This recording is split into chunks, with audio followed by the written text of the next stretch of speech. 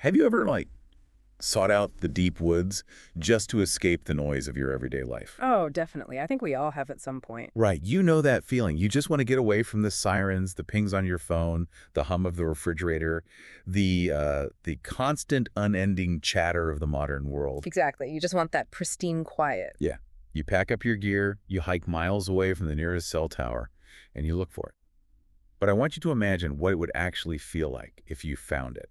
Like if you stepped into a place where the silence was so complete, so absolute, that it no longer felt like a relief, but a physical threat.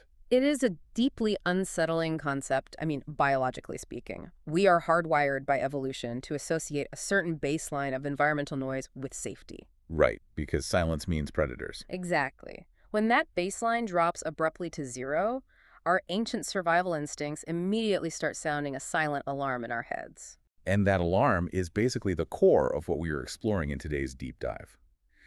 We are digging into a collection of accounts sourced from a channel called Mr. Midnight, and I gotta tell you, these absolutely blew my mind. They are incredibly compelling. Yeah, because we aren't dealing with campfire ghost stories or shaky internet rumors here. We are looking at hard, methodical data collected by professionals.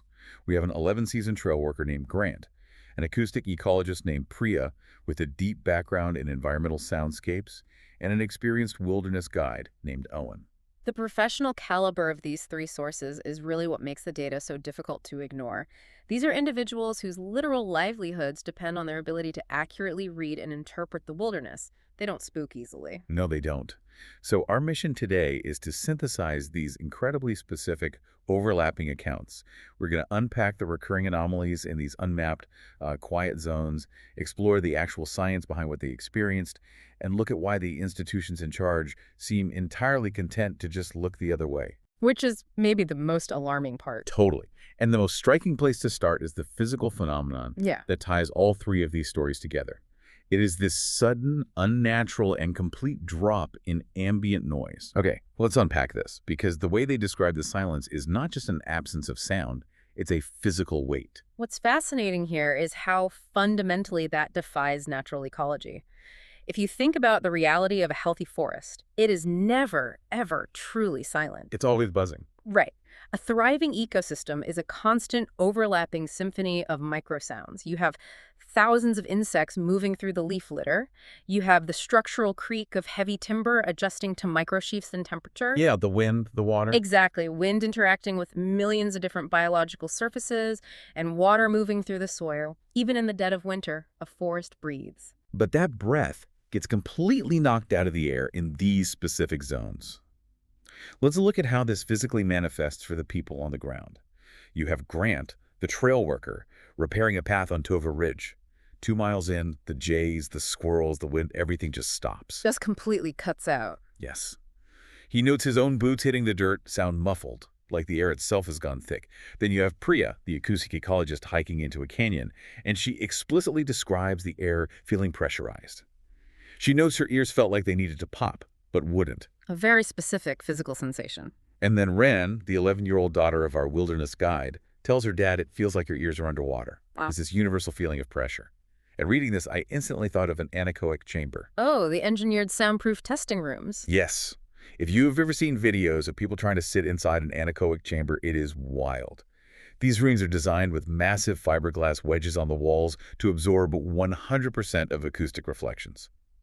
They are perfectly artificially silent. And when you put a human being inside one, their brain completely panics. Because the brain uses acoustic feedback to orient the body in space. Exactly that.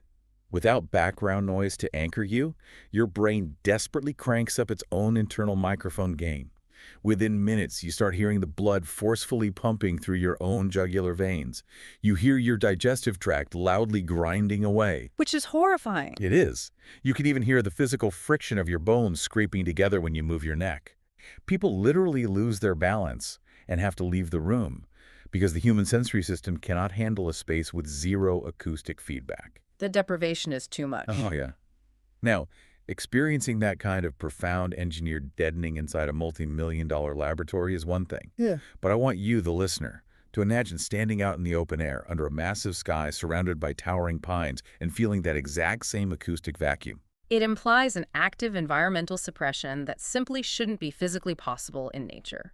When sound waves travel outdoors, they constantly bounce off tree trunks, scatter through foliage, and reflect off the terrain. Right, there's an echo. Always.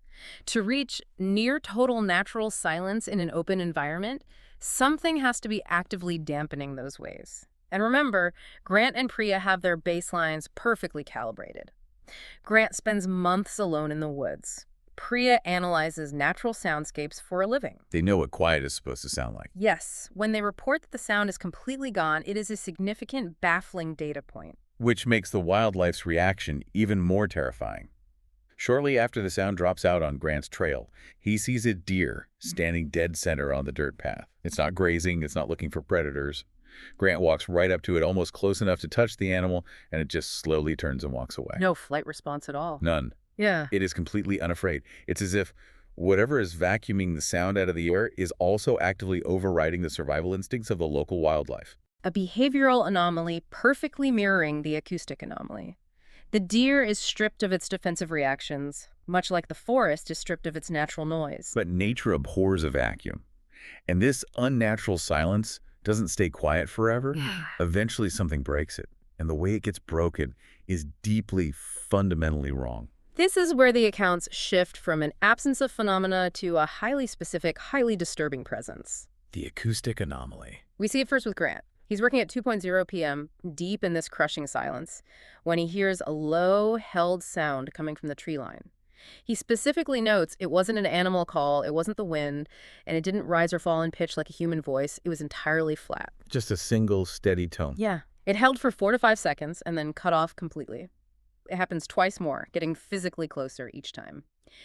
And the word Grant uses to describe this sound is patient.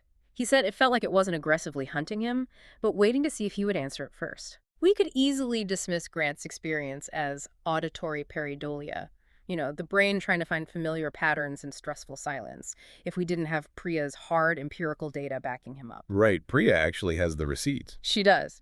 During her unattended deployment in the canyon, her remote equipment triggers a recording alert. I should explain that these specific recording units are set with an amplitude threshold. In field ecology, that means the microphone is basically asleep to save battery and only wakes up to record when a sound physically hits a certain decibel level. Like a loud event in a very quiet place. Exactly. On day 6, the threshold is breached. When she eventually pulls the audio file, she finds a 4-second clip of a held, completely flat tone. Matching Grant's description perfectly. Down to the second.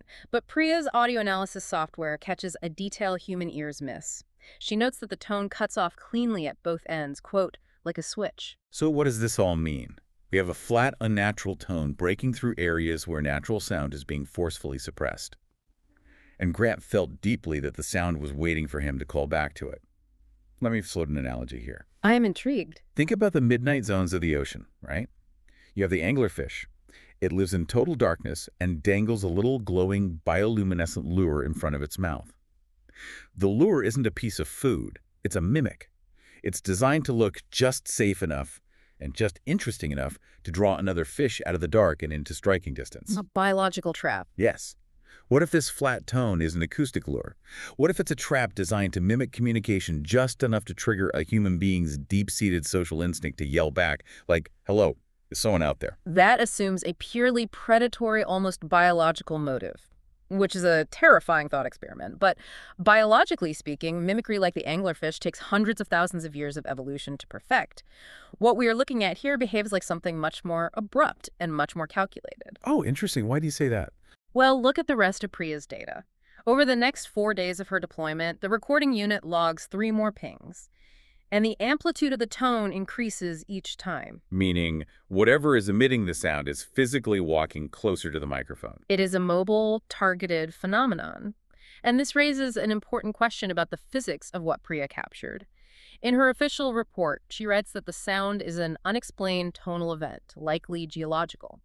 She writes geological because she is a career professional trying to avoid sounding crazy in a government document. Naturally, you don't want to write monster in your report. Precisely, but the data contradicts her entirely. Wind funneling through a rock formation does not stock a recording device over 4 days. And wind doesn't start and stop like a light switch. No, it doesn't. And that is the biggest physical impossibility here. In the science of acoustics, sound outdoors undergoes geometric spreading.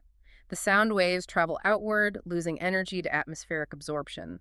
They reflect off the ground, they scatter through the leaves, creating a slight echo or a natural decay at the end of a noise. Right, it fades out. Yes, for a massive sound wave in an open canyon to cut off instantaneously at both ends with zero decay, it requires either an entirely enclosed, highly controlled acoustic space like your anechoic chamber, or a source capable of entirely absorbing its own acoustic output the millisecond it stops broadcasting. Neither of those exist in nature. That is wild. So we have a mobile source mimicking communication, defying the basic physics of open-air sound, and operating inside a localized bubble of absolute silence. Exactly. But here's where it gets really interesting for me. Because amid all this seemingly impossible acoustic phenomena, we find intensely physical, undeniably human intervention. There are other people who know exactly what is happening in these woods, and they were taking drastic measures to warn others. The warnings left behind are perhaps the most jarring element of these accounts because they clash so violently with the idea of an untouched wilderness. Let's look at the physical evidence. Grant, our trail worker, finds a piece of gray, heavily weathered wood nailed 10 feet up on a pine tree. Hand-painted on it are the words, "Keep moving."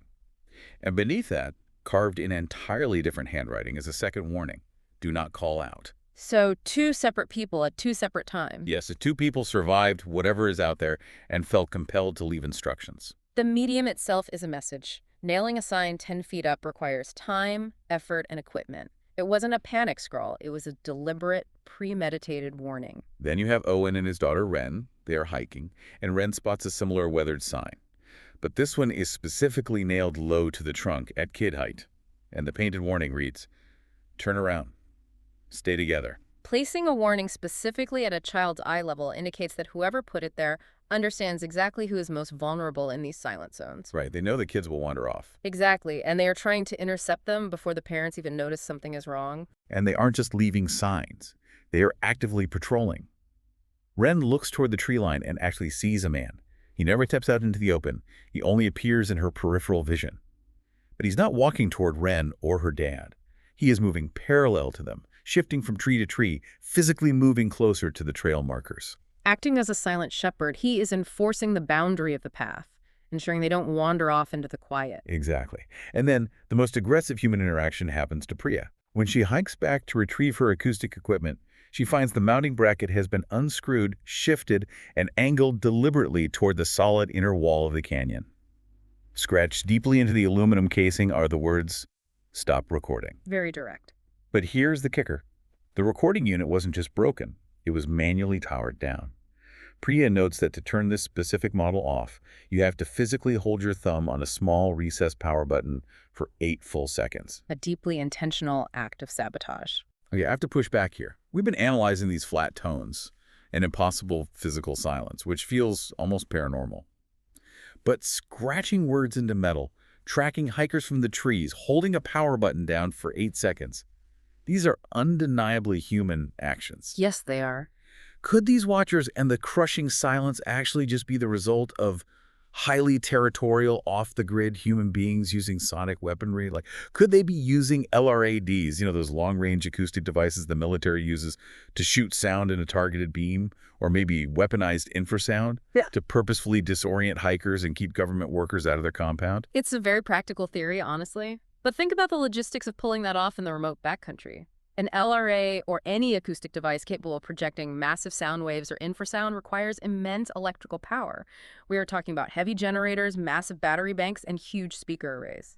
How are off-the-grid locals dragging thousands of pounds of acoustic equipment miles into unmapped territory without leaving a trail? I see your point. The infrastructure alone would be massive. And I'll go a step further.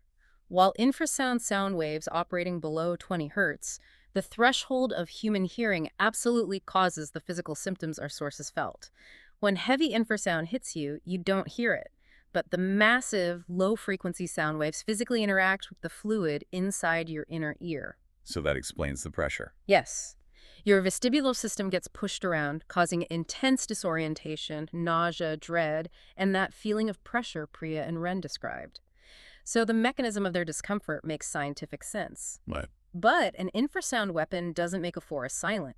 It blasts it with low-frequency noise. If locals were using LRADs to secure a perimeter, the birds wouldn't just sit quietly on the branches. They would flee the area in a massive panicked flock. Well, that makes sense. The squirrels would scatter. But in Grant's account, the wildlife doesn't flee. The deer just stands there, oblivious. The natural noise doesn't run away, it just ceases to exist. Human technology cannot create a localized vacuum of natural biology. So the humans out there, the ones painting the signs and shutting off Priya's cameras, they aren't the cause of the anomaly. They are just surviving alongside it. Yes. If we connect this to the bigger picture, the most disturbing element of these accounts isn't that there might be off-grid locals, it is the systemic institutional response. Because the people in charge absolutely know about these zones. The cover-up. It's not even a grand cinematic cover-up, it's bureaucratic liability management, which is somehow worse. Look at the data. When Grant tells his supervisor about the bizarre "do not call out" sign, his boss goes completely silent and then quickly brushes it off, saying the old-timers just used to warn new guys about how sound carries wrong in the quiet stretch. And when Owen casually mentions the kid height warning sign to the park ranger who gives them a ride, the ranger refuses to make eye contact, visibly stiffens, and quietly admits the area is informally discouraged for groups with kids. And Priya's official report is the most glaring example. She explicitly documents that her specialized equipment was manually tampered with and vandalized in a remote location. The official Park Service file simply notes probable tampering, cause and person unknown, and mandates zero follow-up investigation. They just file it away and ignore it. Budget cuts aren't the reason they stopped updating the topography maps for the route Owen and Ren were hiking. They stopped updating the maps to slowly erase the trail from public record.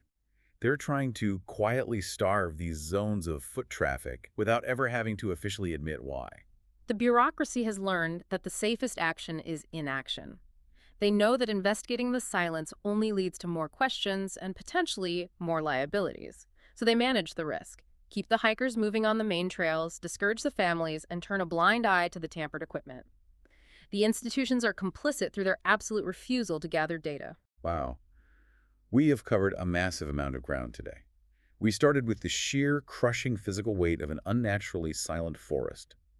A pressure so intense it mimics an engineered anechoic chamber out under the open sky. We broke down the impossible physics of a flat, predatory tone that moves through the woods without an echo, waiting for a human voice to call back. And we explored the desperate handwritten warnings left behind by the people living in the shadows, while the institutions in charge quietly erase the maps. It fundamentally forces us to reevaluate how we view our public lands. We tend to view the wilderness as a sanctuary, a pristine park designed for our recreation. But these accounts strongly suggest there are deep, unmapped pockets that do not belong to us. They belong to an ecology we really don't understand. And I want you, our listener, to remember that. The next time you pack your bags and head deep into the backcountry hoping to escape the noise of your everyday life, pay very close attention if you actually get what you asked for. Because if the wind suddenly dies, the birds vanish, and the air grows heavy, you need to understand that silence isn't a luxury out there. It might just be a symptom. Very true. And before we wrap up this deep dive, there's one final chilling detail I want you to mull over on your own.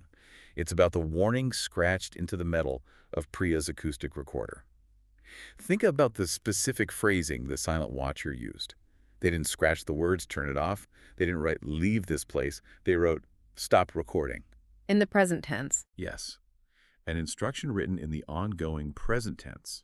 Consider what that implies about the nature of this anomaly. Whoever or whatever vandalized that unit believed the immediate physical danger wasn't the machinery itself, but the ongoing act of observation.